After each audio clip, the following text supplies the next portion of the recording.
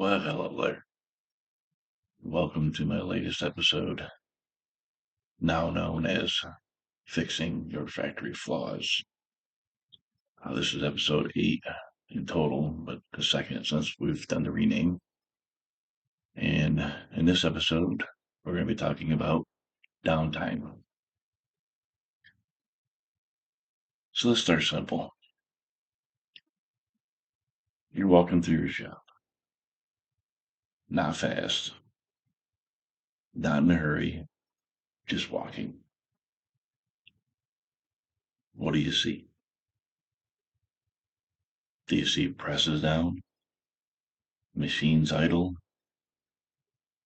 people standing around? And before anyone gets defensive, relax. I'm not judging yet. I'm observing. There's a difference. Now take a closer look. Why are those machines down? Are they in a changeover? Are they waiting on maintenance to get a part to fix it?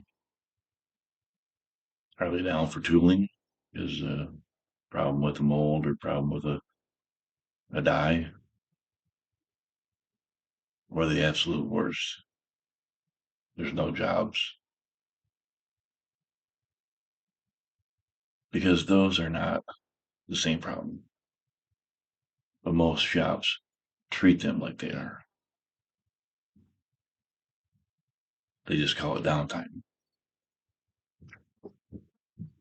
Downtime becomes this big vague monster everyone complains about and no one owns. And that's where everything starts going sideways.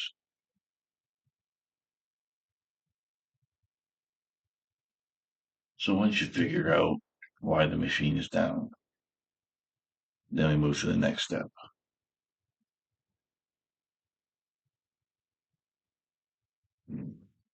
Let's talk changeovers. Because this is where I see the biggest opportunity and the biggest mess. So let's say it's an injection molding machine. When the last job was getting close to running out, not finished, not empty, but close. Were the right people already preparing? Was the die setters over there? Was quality, gathering up all the paperwork and the gauges? Did you have a tooling technician there just in case there's an issue when the new job goes in? And did you have maintenance on standby? No scrambling, or not scrambling, but, you know, not someone go find them. Not, we'll deal with it when it stops. But preparing. Was the next mold stage nearby? Or was it still sitting, way across the plant? Or worse, still in storage? Or even worse than that, no one was sure which mold it even is. Was maintenance made aware that a changeover was coming? Because machines have a funny way of acting up at the worst possible time. So now the job completes. What happens next? Well, a good shop, it looks like a dance. The operator knows right where to go. When it gets done, they're going to this one here next. Quality removes old paperwork and gauges immediately. Tooling is already over there. Die setters are ready. Got the crane overhead. Maintenance is close enough to hear the machine breathe funny. No panic. No standing around. No. Oh, I didn't know. The old mold comes out. The new mold goes in. Starts heating up. Process tech purges it. While that's happening, quality already has the new paperwork, the correct gauges, the correct specs. Everything is over there for this next job. So when that first good part drops, quality checks it. Tooling's right there to make any small adjustments. Process dials it in, and boom, you're up and running again. That's downtime minimized. That's intentional. That's leadership. Now let's talk about what I actually see in most shops. The job finishes. The operator, he's standing there, check his phone, see what's going on. Maybe grabs a broom, starts sweeping because, hey, sweeping looks busy.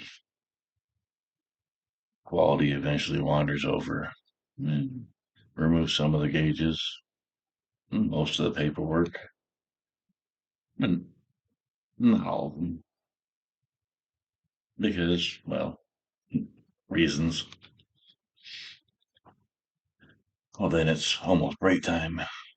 So now everyone just kind of, we'll wait. After break, someone realizes, oh, yeah, we need that next mold. So that's when they start looking for it. Then they wait. Well, then they find it. Then they wait for a die setter. Then the old mold comes out. Then the new one goes in. Then, surprise, thermalator isn't working. Well, now we need maintenance. Well, maintenance is already buried because no one told them this changeover was happening. So they show up late. They fix the issue. And now the machine starts heating up. Now it purges. Oh, now quality has to go find new paperwork. Figure out what gauges you need. Well, now tooling's swamped because, another mold just came in. It needs to be, sanded and polished. And now the first part's bad. Well, now the second part's bad. Now someone starts tweaking on the settings without documentation. Now everyone's frustrated. And somehow, magically, this gets labeled as normal. That's not a dance. That's a stuttering engine out of time running on bad gas. And everyone wondering, why want to go faster?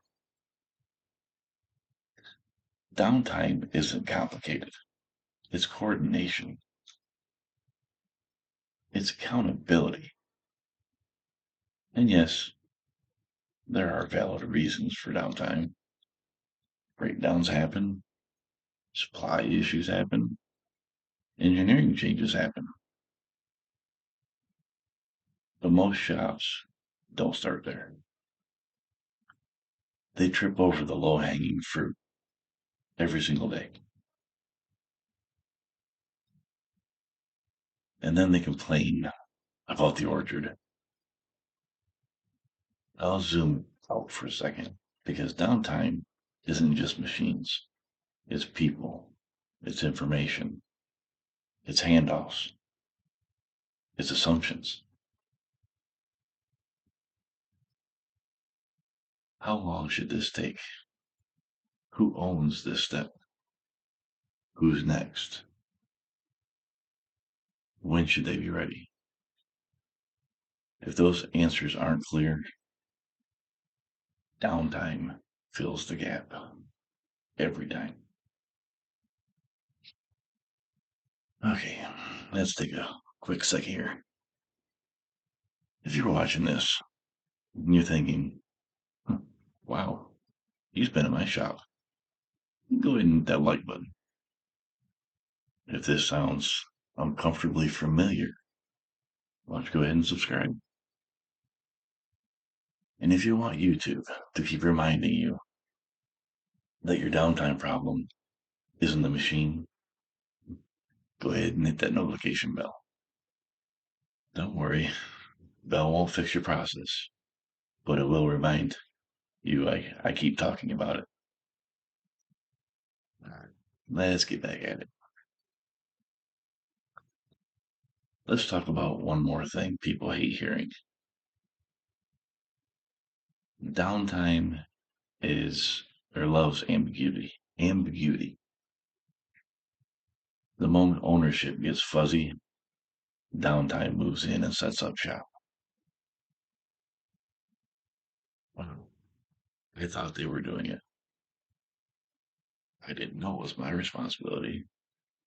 No one told me. Those are explanations. Those are symptoms. Strong shops don't rely on heroics. They rely on systems. Who stages the next move? When? Where? Who notifies the maintenance? At what trigger point? Who prepares quality documentation before or after the last part runs? Who releases the operator and where? If the answer is it depends, you don't have a process. You have hope. And hope is not a strategy. Here's the uncomfortable truth. Most downtime isn't caused by bad people. It's caused by unclear expectations that leadership tolerates. Because fixing machines is easier than fixing habits. And yes, all this takes effort, but not money. And that's why it gets ignored. So here's the challenge. Tomorrow, walk your floor. Don't ask, why is this machine down? Ask, who should be already, or who should already be ready? If you see the second version more than you see the first version, the wandering, the waiting, the guessing, phone checking, the broom grabbing,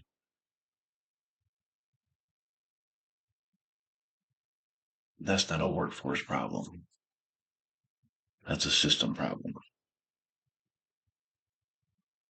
And systems can be fixed.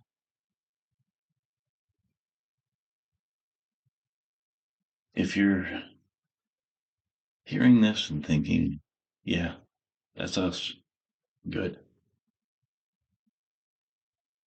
Because it doesn't mean you're broken. It means you're leaving performance on the table. It works. I work with shops to turn that stuttering engine into a smooth, predictable process. No fluff, no buzzwords, no 200-page binders that collect dust.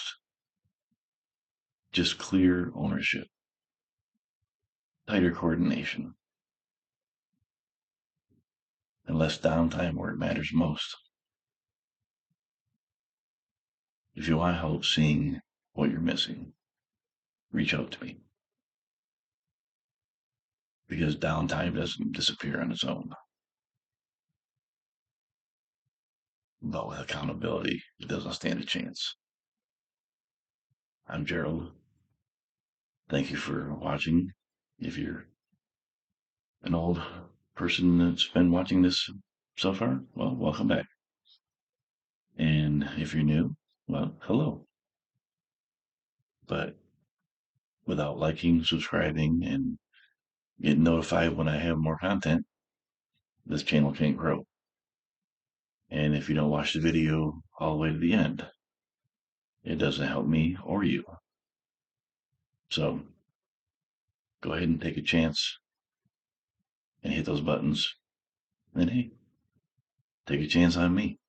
I might be able to help you where you're hurting right now. Okay, till the next one.